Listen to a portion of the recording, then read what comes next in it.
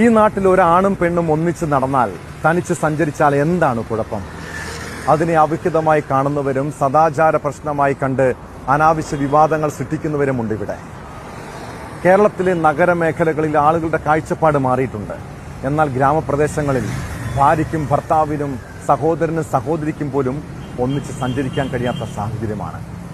മലപ്പുറത്ത് സദാചാര പോലീസ് ചമഞ്ഞ് രാത്രി സഹോദരനെയും സഹോദരിയെയും വഴിയിൽ തടഞ്ഞു നിർത്തി കയ്യേറ്റം ചെയ്തതായി പരാതി. ചൊവ്വാഴ്ച രാത്രി 10 മണിയോടെ ജോലി കഴിഞ്ഞ് സഹോദരന്റെ കൂടെ സ്കൂട്ടറിൽ വീട്ടിലേക്ക് പോകുകയായിരുന്ന യുവതിക്ക് നേരെയായിരുന്നു ആക്രമണം. ഒപ്പമുള്ളത് ആരാണെന്ന് ചോദിക്കുകയും അസഭ്യം പറയുകയും യുവതിയുടെ മുഖത്തടിക്കുകയും ചെയ്തെന്ന് പരാതിയിൽ പറയുന്നു. സംഭവത്തിൽ മലപ്പുറം സ്വദേശികളായ അമൽ, അഖിൽ, ഫസലുർ റഹ്മാൻ എന്നിവരെ പോലീസ് അറസ്റ്റ് ചെയ്തു. ഇതുപോലുള്ള സദാചാര ഗുണ്ടകൾക്കെതിരെ പോലീസ് ശക്തമായ നടപടി സ്വീകരിക്കണം.